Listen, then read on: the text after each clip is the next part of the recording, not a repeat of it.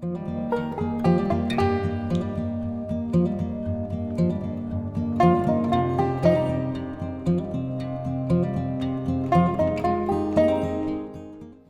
reading today follows on yesterday's gospel reading, where the rich young man comes up to Jesus and kneels before him and says, "What must I do to inherit eternal life?" And Jesus goes through the commandments, and the young man says, "I have followed all of these." And then Jesus says, "To be perfect, go sell what you have, give to the poor, and become my disciples."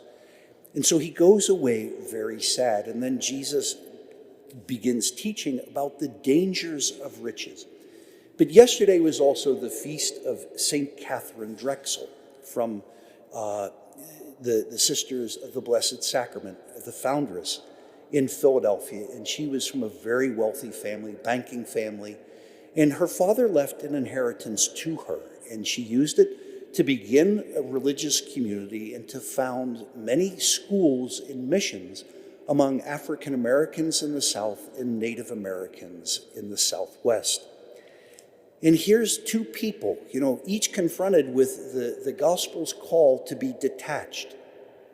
One walked away very sad, and St. Catherine Drexel, welcomed this, along with a religious life. And thanks to the Sisters of Mercy for giving her novitiate, so that she could, begin her religious life and be a foundress.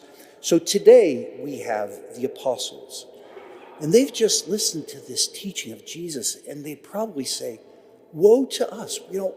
If this is going to be so impossible, what about us?" But Jesus says, to God there is nothing that is impossible.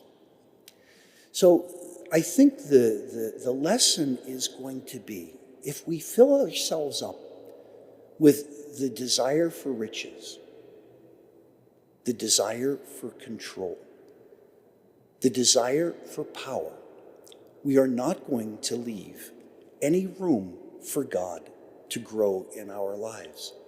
The divine life, the grace that God gives. So the disciples are saying, "We have left everything." And Jesus said, "Now, isn't that the best beginning?" Because if we start off on our own terms, we're surely going to get lost. But the apostles say we have given up everything.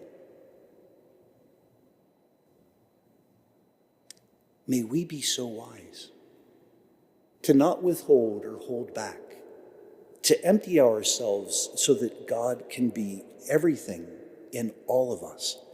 It is the science of saints.